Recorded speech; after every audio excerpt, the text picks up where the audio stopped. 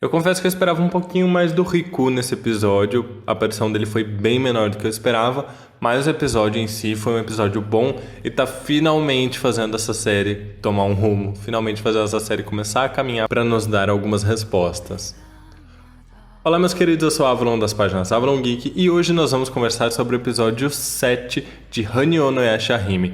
Então deixa as mágoas da última análise do episódio 6 pra lá, porque hoje a gente vai conversar de um episódio novo, semana nova. Mas é claro que as análises são uma mera opinião, então vocês são totalmente livres para concordar, discordar, deixar o seu ponto de vista, e é por isso que eu sempre peço que se vocês gostaram da análise, vocês podem deixar o like, comentar o que vocês acharam a respeito do episódio e também compartilhar aí com os amigos, nos grupos, para poder ampliar essa comunidade de Hanyo. Mas vamos logo para o episódio 7. E o episódio, ele introduz, o episódio como um todo, ele introduz aquela trama do episódio 1. Então a gente finalmente entende como a Towa chegou ao ponto de ter sido raptada, de ter sido feita refém por aquele general militar de Kanto. Então a gente entende como isso aconteceu e inclusive descobre que o Riku é um personagem importante para que isso tenha acontecido. E por que eu trago esse ponto dele ter sido importante para que isso tenha acontecido?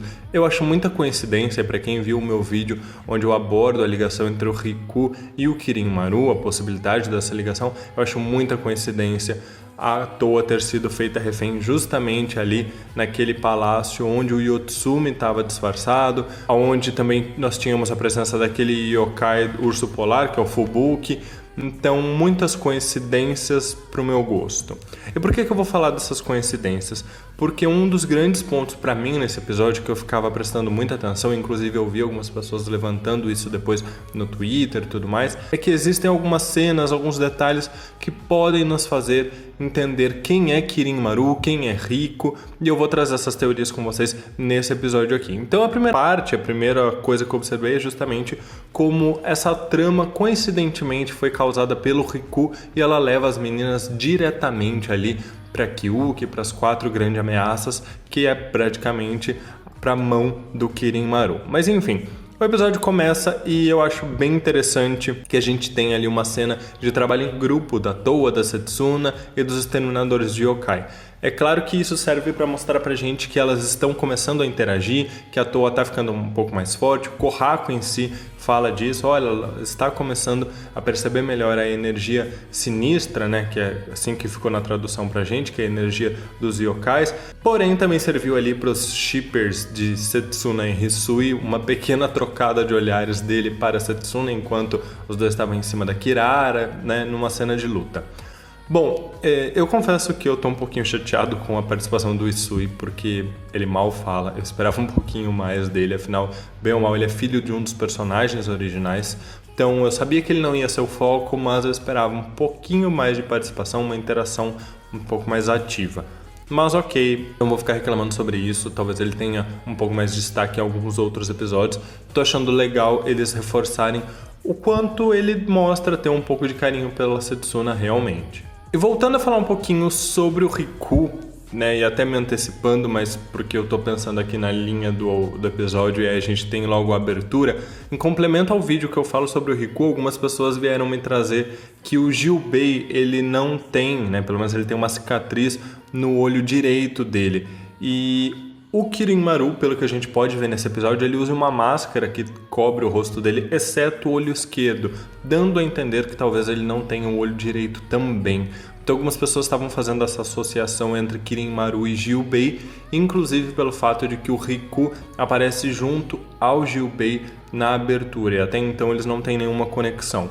Bom, eu vou fazer um parênteses aqui para falar sobre isso, porque pode sim ser realmente uma conexão, Kirin-Maru tem uma conexão com o Riku e talvez ele seja o Jubei disfarçado, alguma coisa nesse sentido, ou ele só tem uma conexão com o Jubei mesmo, mas pode não ser. Por que eu falo isso? A gente sabe que o Takeisho tem uma relação sim com o Jubei, porém naquele quadro da abertura onde aparece Takeisho, Jubei e o Riku, pra mim pode ser simplesmente uma cena que eles colocaram na abertura para apresentar os personagens exclusivos desse anime. Então aqueles que são completamente novos.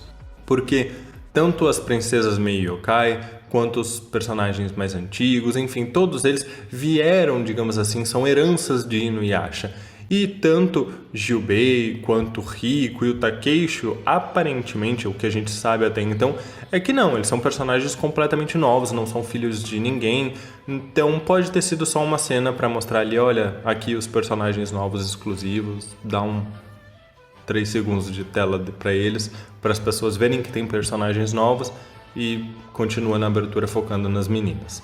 Logo que a gente passa a abertura, a gente tem uma cena que eu acho que é uma das mais interessantes do episódio, que é justamente a Kyuki indo até um barco e lá se encontrando com Kirin Maru. Onde eu falo que eu vou trazer para vocês algumas teorias é justamente porque a gente descobre depois que o Rico ele é um pirata, né, que voltou para a Terra, mas ele tem algumas falas ao longo do encontro que ele tem com a Toa que dão a entender que ele meio que foi expulso. Isso porque o Rico fala, ou Riku, enfim, ele fala especificamente sobre ter sido abandonado. E ele também fala sobre estar procurando o barco dele. Então isso me faz pensar que talvez ele tenha vindo junto com o Kirin Maru, reforçando a ideia de que eles têm uma ligação, que talvez o Kirin Maru seja pai dele, alguma coisa assim. Inclusive, pulando já para o final do episódio, a Moroha faz um comentário sobre o Fubuki, o yokai urso polar, dizendo que ele é habitante das terras do norte, enfim, dando a entender que ele não deveria estar ali onde ele está. Isso me chamou a atenção novamente para a questão do barco, porque se o Kirin Maru não é responsável por estas terras, né? Ele veio de outras terras e ele trouxe criaturas, como ele pode ter trazido o Rico, ele pode ter trazido também o Fubuki. Então pode ser uma justificativa do porquê alguns yokais vão ser um pouco diferentes, um pouco parecendo estar deslocados daquela região, porque eles podem ter vindo pelo barco, eles podem ter vindo de outras regiões trazidos pelo barco. E bom, aqui o que ela está conversando com o Kirin Maru, ela se ajoelha, então ela tem toda uma questão realmente de serventia para ele. Porém, ela narra que o Tokotsu, que é um dos 4 grandes, né, uma das 4 grandes ameaças, ele foi derrotado pelas filhas do Sesshomaru. E chamou a atenção de muitas pessoas que o Kirin Maru parece não saber quem são as filhas do Sesshomaru, mas eu acredito que nesse momento ele só fez essa pergunta porque ele estava pensando do tipo, as filhas do Sesshomaru, né, talvez surpreso pelo fato de ser filhas no plural, significando que a Toa possa estar realmente no passado. E aí, se você quer entender o porquê que ele está se questionando da Toa estar no passado, corre pro vídeo do Kirin Maru que você vai entender. Então eu não acho que ele não sabe quem são as filhas do Sesshomaru, como algumas pessoas levantaram. Pelo contrário, eu acho que ele só está surpreso delas estarem aqui na era feudal e enfrentando os seus 4 generais. Porém, me chamou a atenção sim ele não saber quem é Tokotsu.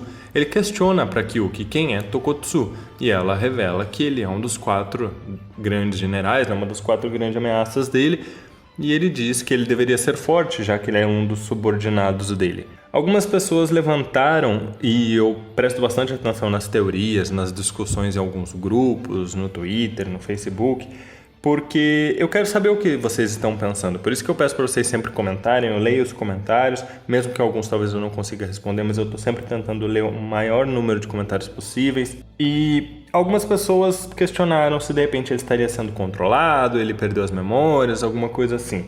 Bom, eu acho que existe uma pequena chance de o Kirin Maru estar com algum problema de memória sim, alguém estar confundindo a cabeça dele, e aí talvez tenha alguma coisa relacionada à árvore sagrada, à árvore das eras, mas na verdade eu acho que o fato dele questionar quem é Tokotsu é mais uma forma de mostrar o quão poderoso, o quão arrogante, embora a gente não tenha tido muito disso nesse episódio, pode ser o Kirin Maru, no sentido de que ele nem mesmo sabe o nome dos servos dele, mesmo os mais próximos, os mais fortes.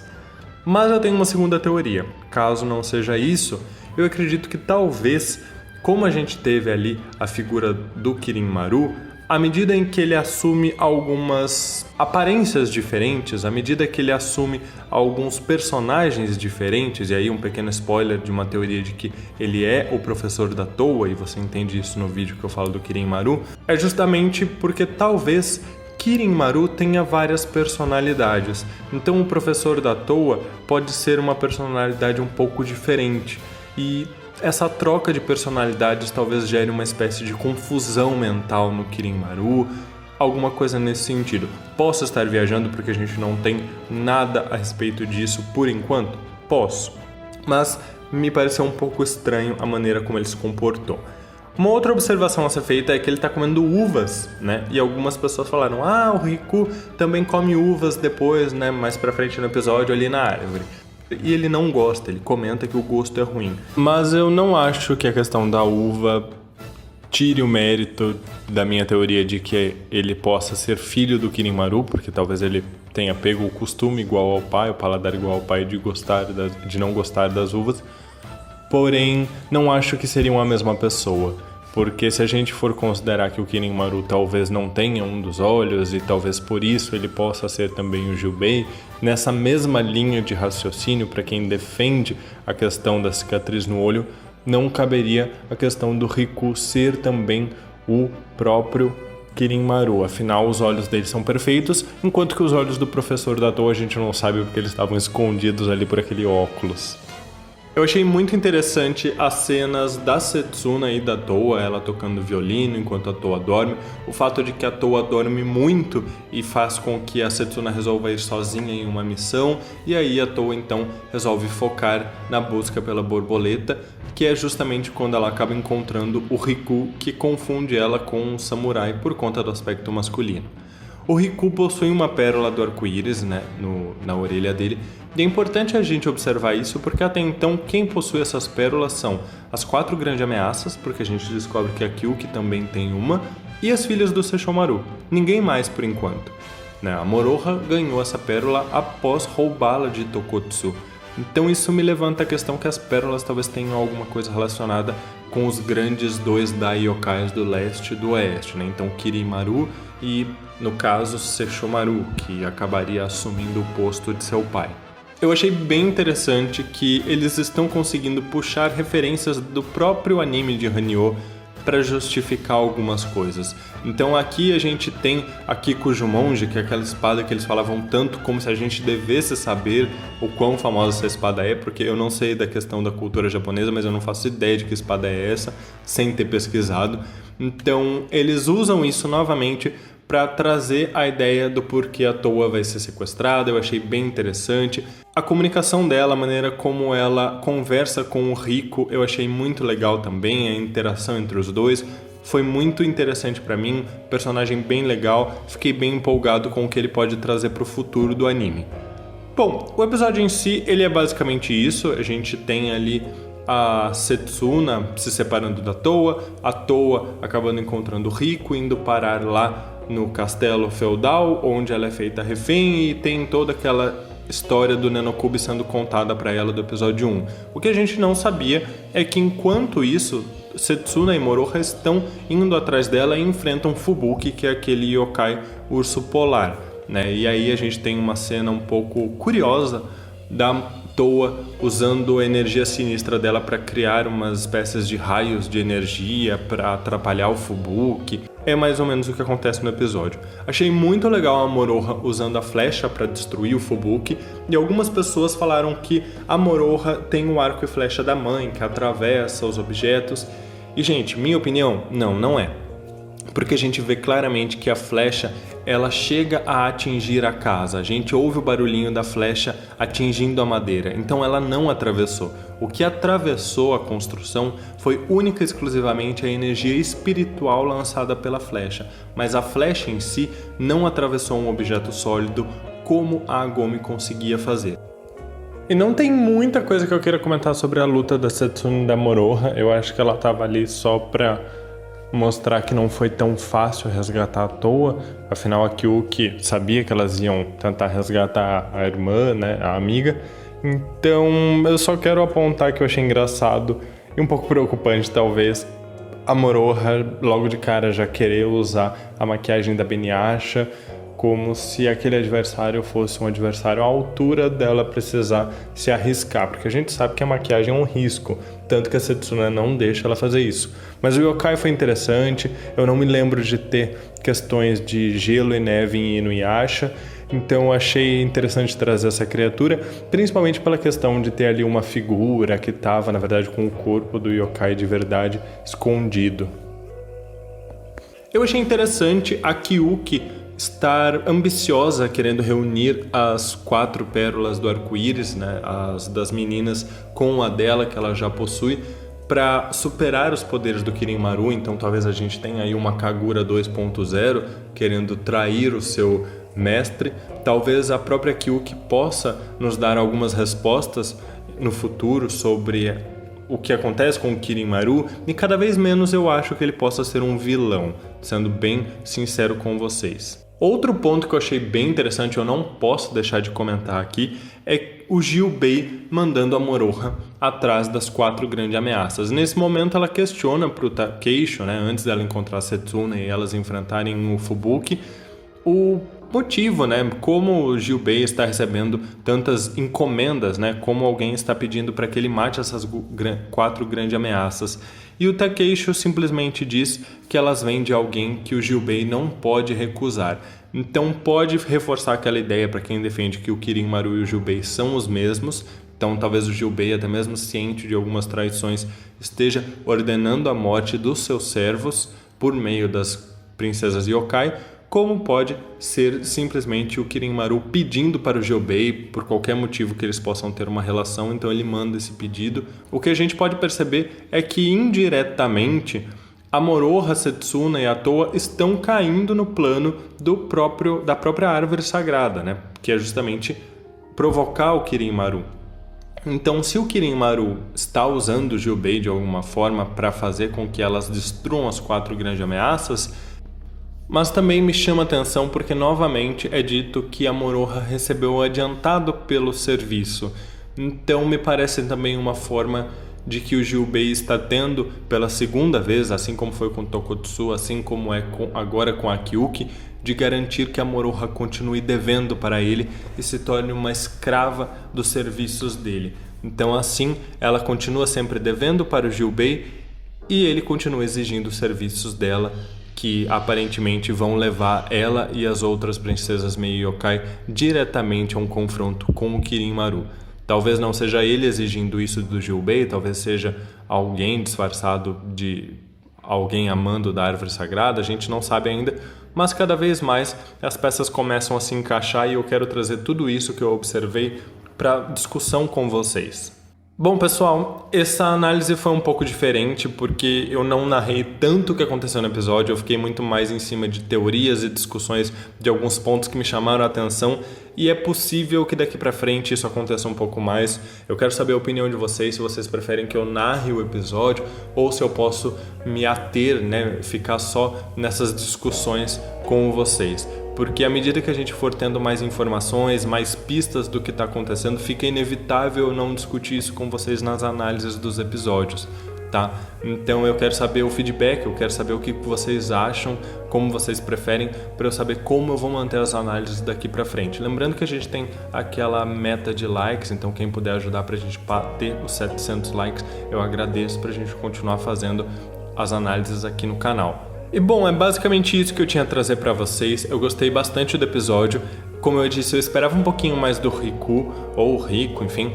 Mas o episódio foi bom, começou a dar algumas respostas, as tramas começaram a se conectar. Eu me sinto um pouco mais confortável agora do que eu estava no episódio passado e nos anteriores, onde a gente não tinha resposta de nada. E é isso, pessoal, eu quero saber a opinião de vocês, não esqueçam de deixar o like, compartilhar esse vídeo com os amigos e se inscrever no canal se ainda não é inscrito. A gente tem vídeos aqui toda terça e toda sexta às 19h. As análises de Hanyo, elas alternam aí entre domingos e segundas-feiras, depende um pouquinho de como é o meu final de semana para conseguir editar isso aqui.